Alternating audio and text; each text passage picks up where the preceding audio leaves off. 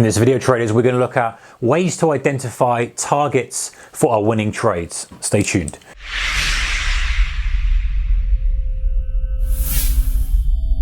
Hey guys, warm welcome to you. All right, so hit the screens in a moment. I'm going to look at targets or ways to identify good targets for winning trades. Some kind of broad rules that hopefully maybe you kind of take one or two ideas from, and maybe integrate into your trading plan or as you see fit. As always, guys, these videos are kind of my take on stuff and just putting out there for you to kind of look at and take something out of it or discard it as you see fit. So, okay. The idea with targets is initially we're trying to really get in tune with the conditions. You know, the golden rule is that we don't want to be too greedy with targets that really aren't going to happen. For example, if you're a range bound market and it's been chugging around doing nothing, if you're looking for 4 or 5 times a daily range by the end of the day, you're probably not going to get it. Yes, there are outlier events that might cause us to volatility breakout intraday. Yes, however, you've got to ask for what the market, or you've got to expect what the market is offering. So if it's range bound and it's just kind of probing highs and lows, looking for extreme breakouts to 4 times the ATR isn't going to happen. Put it bluntly, it's not going to happen. You might get 1 out of 1,000 where it happens. So you just be disappointed, you'll be stopped out, etc. So, and at the same time, flip on its head. If you're looking for 30 pip scalp on something that's really got some volatility and momentum, you're wasting the opportunity. You've got a great trade entry, you've got to milk that for all it's worth. So look at a few examples in the moment on the screen, guys, and kind of have some ideas on how we can frame our trade targets. So let's hit the screens now. All right, so I've got in front of us S&P 500 SPY ETF. Let me just minimize that. We don't need that for now.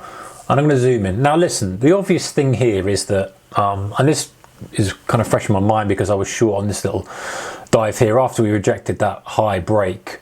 But regardless of that, let's go to 3 minutes, see if we can get it all in. And I know I'm on a 3 minute, and a lot of you are kind of swing trading and stuff, but this is true for whatever time frame you're on. So example here, if we are, there's our prior day's high, and there's our prior day's low, just there, okay? Those are great targets to look for, as are gap fills as well. So, didn't quite fill the gap there, but it's close. So this is the first thing you should be marking on your chart anyway, but that's by the by. If, for example, you were long on this drive, for whatever reason, let's say you wanted to buy the dip, it's not set up for me, but if you were, where's your obvious target? Well, your obvious target is to at least be scaling something to prior highs, especially if you're in the first kind of few minutes of the trading day. If you were short on this, the close to the gap fill is a good target for you. Didn't quite get there, but it should be showing actually underlying strength. But that's by the by. If it started to move lower, then obviously a target for the move is to the downside. But one thing I want to point out, guys, is this: is that we are in an uptrend on the S&P 500, and this is a SPY ETF. Let me just put a daily thing in on auto, and you can see. So, we can see the strength we've got. Very good, strong market. So you have to adjust your targets accordingly. What does that mean? Well, it means that if you're long, you probably don't want to be taking it all out of the high. You want to be scaling some into that exhaustion, and maybe you do because it's quick and that's a different idea for you. But normally, the high is going to be a fresh high and we're in a trending environment. So you might want to extend your targets. You might want to say, okay, what's the range of the market yesterday? Okay, we went from 19 up to 20. We had a dollar range. Let's see if we can get a dollar range from here to here. I might be looking for 2075, for example. 1973 to 2075. I might be looking for that as an idea on my range target. So I can start to extrapolate the conditions using ATR if I want to, or just look at the kind of drive length from yesterday and extrapolate that out. I always think I'm a big fan of scaling, so I'd always think scale there. However, if you were taking the short trade, for example, and there's opportunities for little shorts, the point is you don't overstay your welcome.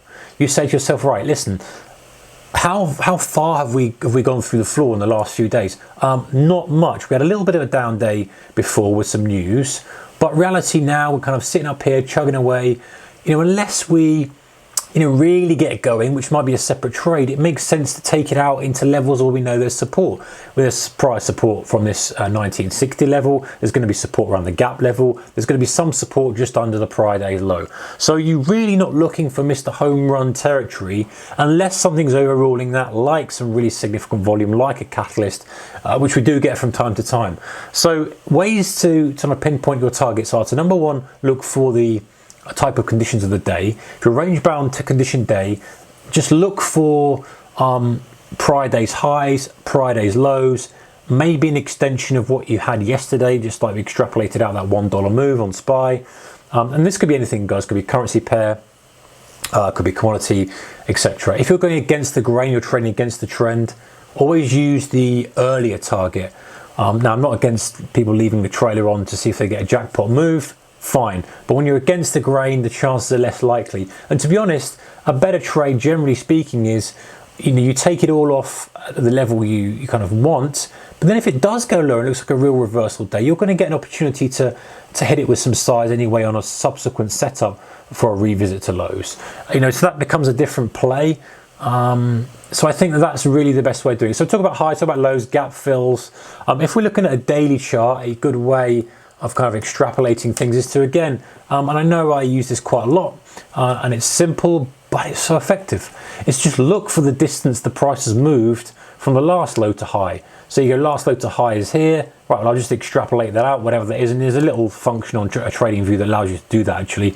I did a video which will be uploaded soon if it hasn't already. We talk about tips and tricks for trading view. You can start to extrapolate that and go, okay, well, it's an $8 move, that's fine. And how does it fit in with the rest of the market? Well, fits in quite nicely. $8 to get a big pullback there. What about from that low to that high? Oh, well, $8 from there to there till we've got congestion. So that's not a bad way of doing either, because you're kind of aligning yourself with the current conditions. So swing trading, that thing, and of course, again, the obvious one I probably failed to mention is to look for the prior highs and prior lows. If you've swung a decent move up to here and you're testing prior highs quite quickly, you probably want to be quite aggressive in taking some off the table. That's my preference. If you've got a longer term thesis, then fine. So yeah, the kind of summary, guys, is to align yourself with current conditions, look for prior highs and lows. When you're in range bound conditions, go for that primary target rather than that secondary. If you're in a trending environment and you're aligning yourself with the trend, quite happily go for the second or third targets. Maybe ignore the first targets. I know in that example the first target held, and maybe you want to scale some off if it's very, very range bound. But to be honest, even if you got stopped on that, I'd still be like, it's a great trade because you're looking for the explosion to new highs, the trends up. There's no reason for that not to break out. I just didn't in that example, but I think the rule is to look for further extensions when you're matched with the trend, even if you're in a range bound environment. If you're in a trending environment, of course, then you are looking for multiple extensions and you're not even taking short side trades, because that's when it gets risky. If you're in a range bound environment, there's some shorts to be had, but you don't overstay your welcome. If you're intraday trading, gap fills, lows, etc. If you're swing trading as well, taking those little short moves after extensions, you're probably looking for kind of 1, 2 day, 3 day if you're pushing like pullbacks. You're not looking for crazy 5, 6, 7 day reversals. And if they happen and you happen to be on one, then great. But I think to keep the money flowing in the account until the momentum, you find a really good trade that's aligned with the current conditions and the direction, and that's when you really get the jackpot. I think it's better to frame your mind into thinking, well, I'm just going to grab scalps, as it were, even if that is 2 day scalps from a swing trade perspective, against the trend. And my bigger trades, or the trades that I'll really press, will be ones that line up and set up and pull the trigger on in the direction of the trend, because those are the ones. Rather than look at the jackpot reversal all the time, look for the kind of good extension that goes 4 or 5, 6 days with you on it, trailing it, and that's a much better way of playing it. So there's some ideas, guys, on how to align yourself with the current conditions and place targets. If you like this kind of stuff, a thumbs up is appreciated. Take care. Bye-bye.